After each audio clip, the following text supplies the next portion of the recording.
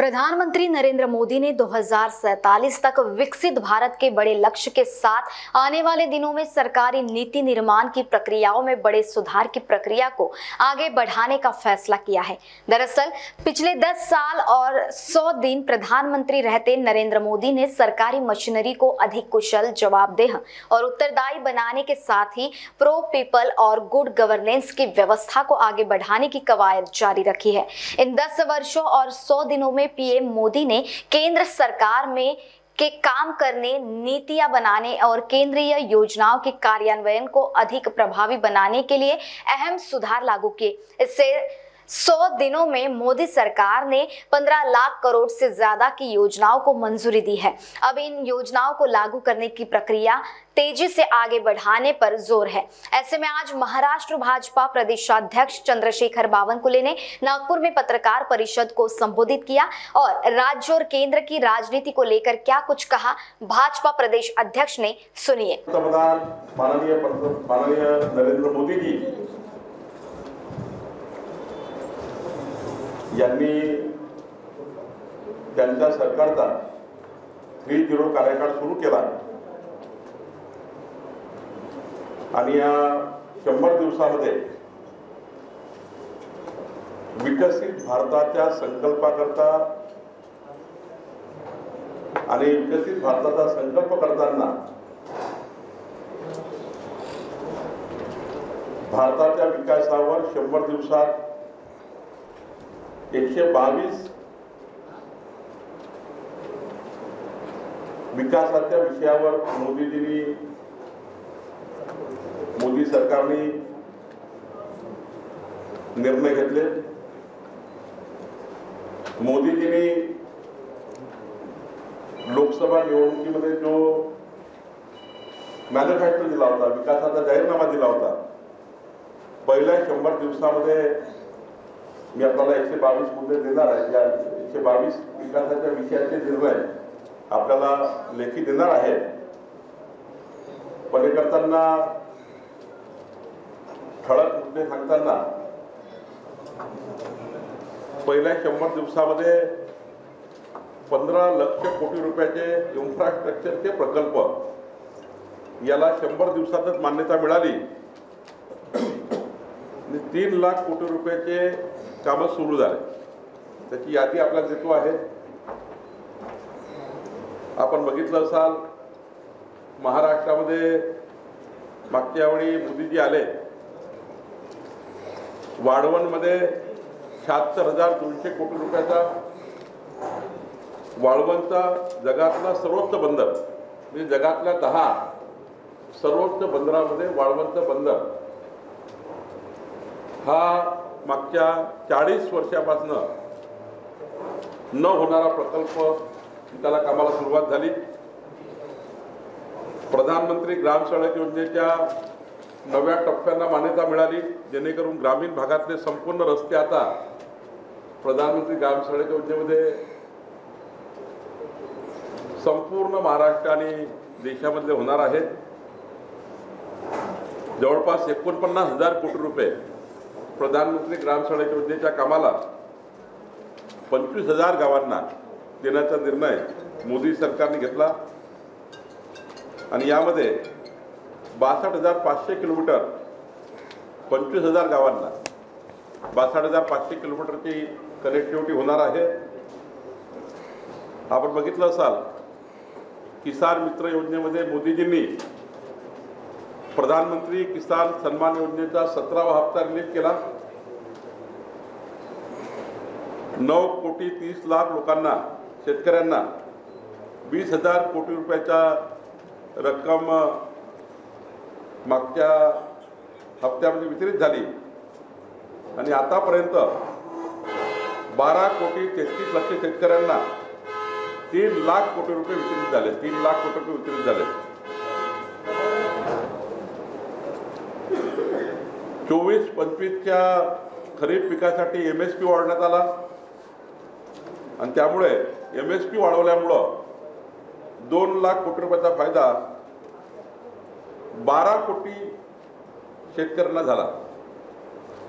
याचे सर्व आकडे उपलब्ध आहेत। किसान मित्रमध्ये महाराष्ट्राला मोठा फायदा झाला.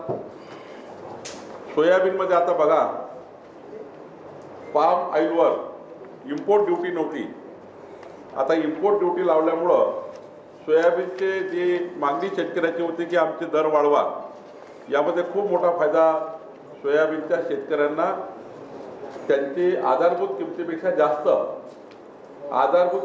जास्त पैसा त्या ठिकाणी शेतकऱ्यांना त्या ठिकाणी सोयाबीनच्या विक्रीवर मिळेल याचा मला विश्वास आहे.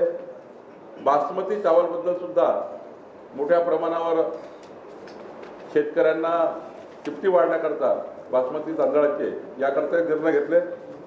आणि कांदा उत्पादक शेतकरी जे मागच्या काळामध्ये खूप रोष होता कांदा उत्पादक शेतकऱ्यांचा, त्याबद्दल एक मोठी त्या ठिकाणी आता शेतकऱ्यांच्या किमती वाढल्या, कांद्याच्या किमती वाढणार आहे. कर सवलत आपल्याला माहिती आहे की आता 7 लाख रुपयापर्यंत इन्कम टॅक्सला केंद्र सरकारने सूट दिली आहे आणि मोठा फायदा या ठिकाणी मध्यमवर्गीय लोकांनाही झाल्याचं आपल्याला दिसतं आहे. ईज ऑफ डुईंग बिझनेसमध्ये जवळपास 8 निर्णय केंद्र सरकारने घेतले. सशक्त तरुण योजनेमध्ये 2 लाख कोटी रुपयाच्या PM पॅकेज योजना तरुणामध्ये रोजगार आणि कौशल्य निर्माण करण्याचा, करण्याकरता सशक्त तरुण योजना ही योजनेचंही काम सुरू झालं.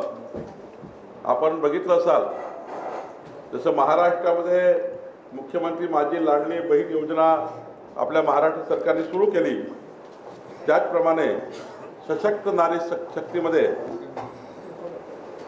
दीनदयाल अंत्योदय योजनेमध्ये 10 कोटीहून अधिक महिलांना त्यातलं एकत्रित करून त्यांच्या उपजीविकेकरता डिजिटल साक्षरता असेल, सामाजिक विकास असेल, 90 लाखावरनं अधिक बचत गटांना त्या ठिकाणी एकत्रित करून रोजगार निर्मिती करण्याची योजना तयार करण्यात आली आहे.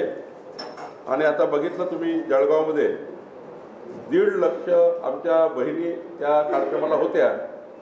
लखपती दिदी म्हणजे 3 कोटी महिलांना लखपती दिदी करण्याचं उद्दिष्ट, त्यामध्ये महाराष्ट्राला मोठा लाभ केंद्र सरकारकडे झाला.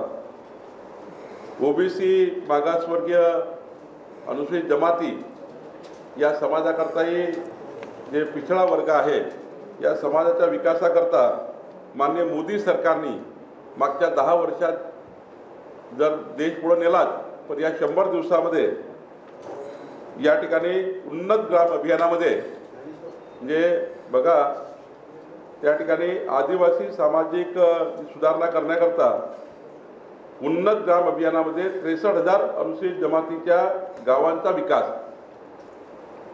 63,000 अनुसूचित जमातीचे गाव, शेड्यूल ट्राईब गाव, 63,000 गावं याच्याकरता मोठ्या प्रमाणावर आणि एका गावाकरता 5 कोटी या पद्धतीनं सुधारणा योजना तयार केली. 70 वर्षाच्याहून अधिक वयाच्या ज्येष्ठ नागरिकांना 5 लाखापर्यंत मोफत विमा याचे आता कार्ड सुरू झाले. आणि यामध्ये खूप मोठ्या प्रमाणावर इकडे महाराष्ट्र सरकारची वयश्री योजना आणि केंद्र सरकारची आयुष्यमान भारत योजना यातनं 70 वर्षापेक्षा जास्त प्रत्येक आमच्या ज्येष्ठ नागरिकांना 5 लाख रुपयाचा मोठा आधार या ठिकाणी मिळणार आहे. 4.5 कोटी कुटुंबांना जवळपास 6 कोटी ज्येष्ठ नागरिकांना याची मदत होईल. 75,000 आपण बघितलं नवीन वैद्यकीय जागा वाढवण्यासाठी मोदी सरकारने निर्णय घेतला. असे जवळपास 12 निर्णय मोदी सरकारने घेतले आहेत. विज्ञान आणि तंत्रज्ञानमध्येही मोठ्या प्रमाणावर निर्णय मोदी सरकारने घेतले. 100 दिवसामध्ये अंतराळ स्टार्टअप योजनेकरता 1,000 कोटी व्हेंचर कॅपिटल फंडची योजना या ठिकाणी आली. असे 8 निर्णय मोदी सरकारने घेतले. प्रशासन आणि कायदा सुव्यवस्थेच्या बाबतीत आपल्याला माहिती आहे की पेपर फुटीसाठी जो अत्यंत महत्त्वाचा गंभीर प्रश्न होता, पेपर फुटी करता आणि त्याच्यावर तोडगा काढण्याकरता सार्वजनिक परीक्षा अयोग्य माध्यमाचे प्रतिबंधक कायदा 2024 म्हणजे पेपर फुटी करता अत्यंत महत्त्वाचा निर्णय, कडक कायदा केंद्र सरकारने केला. सोबतच आपल्याला माहिती आहे ब्रिटिशकालीन काही कायदे होते, जुने कायदे, त्याच्यामध्ये मोठ्या प्रमाणात सुधारणा आमच्या मोदी सरकारच्या मध्ये माननीय अमित भाई यांनी सभागृहात केल्या आणि त्याच्यात मोठा फायदा देशाला झाला. ऊर्जा सुरक्षामध्ये आपल्याला बघितलं आहे की आता 300 युनिटचं ऊर्जा घर मध्यमवर्गीय परिवारांना मिळणार आहे. 300 युनिटपर्यंत जर वीज वापरली तर सूर्यघर जर लावलं तुमचं वीज बिल आता येणार नाही. त्याकरता सूर्यघर योजना आता मोठ्या प्रमाणात सुरू झाली.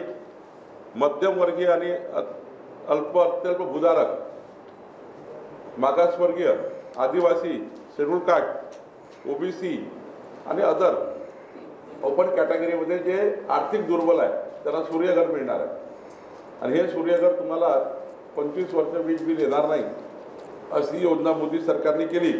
त्याचं काम सुरू झालं. महाराष्ट्र यामध्ये पुन्हा पुढे जातो आहे.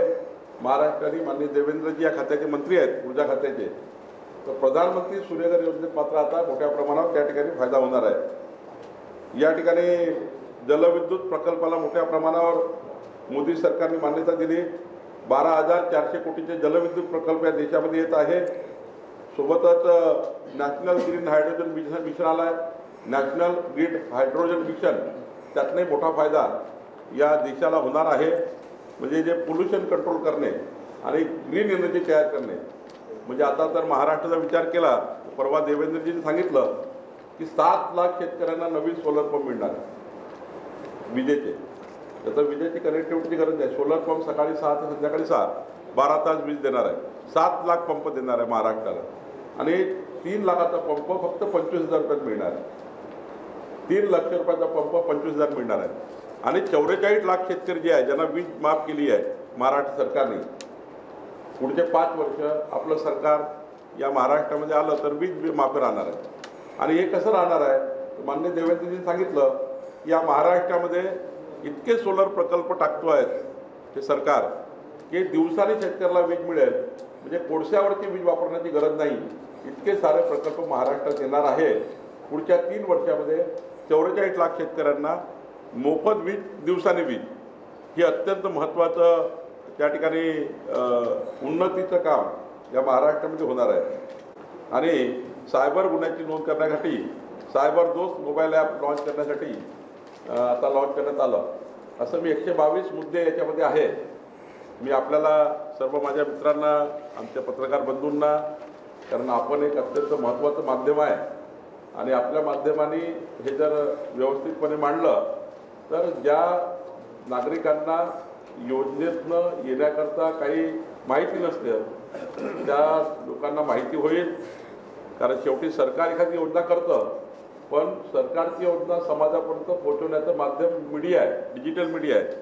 आपण सर्व या ठिकाणी संपादक आहात. आपण सर्व या ठिकाणी डिजिटल मीडियाचे प्रमुख या ठिकाणी अत्यंत माध्यमाचे ज्येष्ठ प्रतिनिधी बसलेले आहेत. तर मला असं वाटतं की आपल्या माध्यमातून 122 मुद्द्यावर आपण मोदी सरकारने 100 दिवसात केलेलं काम आम्ही 100 दिवसांनी पुन्हा येणार आहोत आपल्याकडे. आणि प्रत्येक 100 दिवसात मोदी सरकारने काय काय देशाकरता केलं हे आम्ही आपल्याला सांगणार आहोत. महान्यूज 7 के लिए कैमरा पर्सन राजेश जंगीटवार के साथ पारस बेसवारे, नागपुर.